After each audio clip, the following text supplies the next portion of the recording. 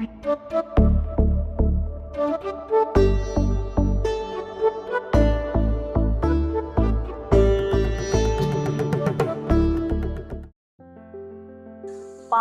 Father, अब्बू, daddy, बाबा, अब्बा, बाबूजी. These are the most beautiful words in this universe. I feel this. अच्छा, किसी के लिए तो उसके पापा जो होते हैं वो एक हीरो के तरह होते हैं. मैं तो उन लड़कियों में से थी जिनके जो फादर हैं वो उसके लिए एक पहला प्यार, उसका पहला क्रश थे. अच्छा लगता है ये सब सोच के. अब मेमोरीज की बात मैं करूँ तो सबसे पहले शेयरिंग ध्यान में आती है कि कैसे जब मैं कभी फर्स्ट आती थी तो सबसे पहले जाके फादर को बताना. किसी से लड़ाई हो जाए, कोई अच्छी नई दोस्त बन जाए तो वो बात भी सबसे पहले पापा को जाके बताना.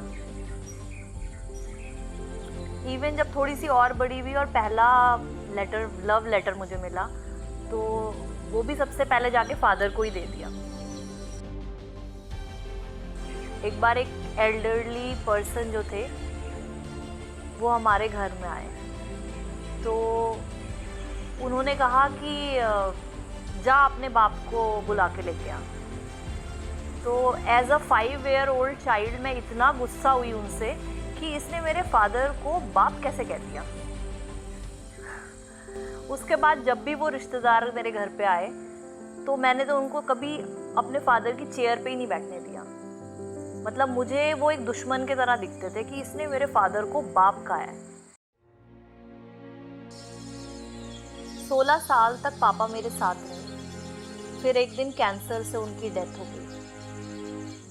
साथ काफ़ी छोटा था लेकिन मुझे लगता है कि कहीं ना कहीं उन्होंने जो भी मुझे प्रिंसिपल्स दिए या जो भी बातें मुझे सिखाई, जो भी संस्कार मेरे अंदर डाले, वो सब आज भी जिंदा है.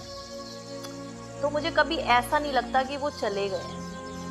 मेरी एक करीबी फ्रेंड है, पिछले साल उसने अपने फादर खोए. काफ़ी दुखद था मेरे लिए और मैं महसूस कर सकती हूँ क्योंकि मैंने भी वो टाइम देखा है. भारत में अभी हज़ारों बच्चे अनाथ हुए हैं कोविड से पिछले 2 सालों में.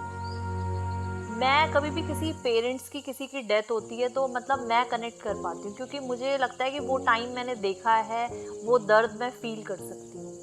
अभी कुछ दिन पहले ऐसी इंटरनेट पे देख रही थी यूट्यूब तो पता चला कि भुवन बाम ने अपने पेरेंट्स खोए. अच्छा नहीं लगा देख के, लेकिन क्या कर सकते हैं. प्रारब्ध और जो भी हमारे भाग्य में है वो तो हमें झेलना ही पड़ेगा. मैं बस इतना कह सकती हूँ कि जब कोई चला जाता है तो उसकी इम्पोर्टेंस ज़्यादा पता चलती है. चलो कुछ और बात करती हूँ पोएम सुनाने से पहले. अभी 2 ही दिन पहले मैं नेटफ्लिक्स को ऐसे स्क्रॉल कर रही थी और फादर डे के मूड में भी थी कि मुझे पोएम सुनानी है, नेक्स्ट वीक आएगा, मुझे ये करना है. तो उस टाइम अचानक एक मूवी आई, इंटर्न. मुझे नहीं पता था कि क्या है इसमें. मुझे लगा लड़की इंटर्न होगी जो भी है. तो कोइंसिडेंटली उसमें भी एक फादरली फिगर का रोल आया. रॉबर्ट डी नीरो ने वो रोल किया है.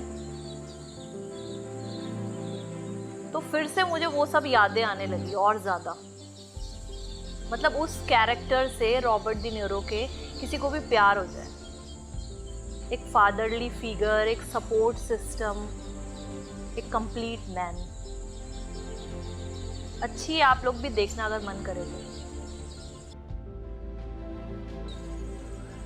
मेरे और मेरे फादर का साथ 16 साल का था, लेकिन ये वो 16 इयर्स थे, वो प्रीशियस 16 इयर्स थे कि जो मुझे सबसे ज़्यादा याद आते हैं. मेरा टीन एज और मेरा चाइल्डहुड. मैं भगवान के शुक्रगुजार हूँ कि उन्होंने मुझे वो 16 साल उनके साथ दिए.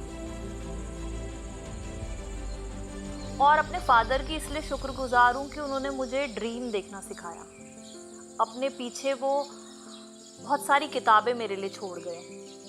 जिसमें से अमृता प्रीतम की, उस समय मुझे समझ नहीं आता था हु इज़ अमृता प्रीतम, जिसमें से कि अमृता प्रीतम की रसीदी टिकट किताब थी, प्रेमचंद की बहुत सी किताब थी और बहुत अच्छे अच्छे राइटर्स की किताब मेरे लिए छोड़ के गए।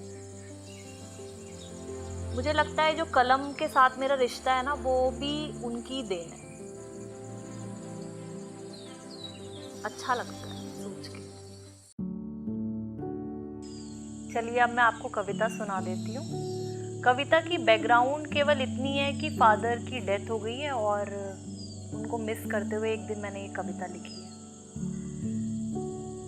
कविता का शीर्षक है आकृति। जब तक थे आप मेरे साथ, मेरा कोई सवाल सवाल न था। जब तक थे आप मेरे साथ, मेरा कोई सवाल सवाल न था। कोई भी बवाल बोझ न था, कोई भी दिन बेकार न था, कोई भी बात का पहाड़ न था, कोई भी प्रश्न चिन्ह होने का सवाल न था। आप मेरी मुश्किलें झट से निपटाते थे। आप मुझे जीवन दर्शन का महत्व बताते थे। आपने मुझे संवाद विवाद की शालीनता का भेद समझाया। आपने ही मुझे निडरता का पाठ भी सिखलाया। आप हर मोड़ पर मेरे साथ रहे। आपने हर ठोकर पर मुझे संभाला। ये कलम आपने ही थमाई थी मुझे। ये शब्द आपकी ही देन है। आप कितनी आसानी से व्यक्त करते थे अपने भाव को। मैं आज भी संघर्ष करती हूँ कागज पर कलम से। कितना कुछ कहने में संकोच कर जाती हूँ, कितना कुछ आज भी नहीं समझ पाती हूँ। क्या मैं कभी आपके आसपास भी पहुँच पाऊंगी साहस और अभिव्यक्ति में? जरूरी रिश्ता बना पाऊंगी इस कलम से, या मैं केवल आपकी बेटी के रूप में प्रतिष्ठा पाऊंगी? लेकिन मैं कुछ भी लिख डालूं, मैं कृतिकार नहीं, मैं कृति कहलाऊंगी। मुझे हर्ष है पिता, मैं तुम्हारी आकृति कहलाऊंगी।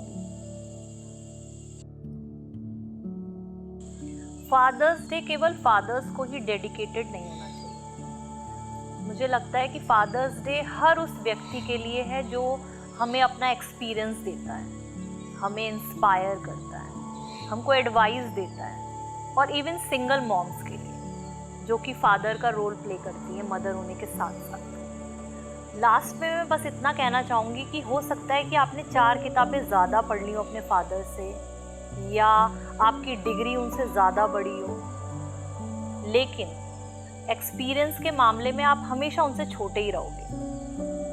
तो respect them and love them and care them. चलिए अब आपसे नेक्स्ट पोयम में नेक्स्ट वीक मिलती है। तब तक के लिए आप अपना ध्यान रखिए। सी यू ऑल।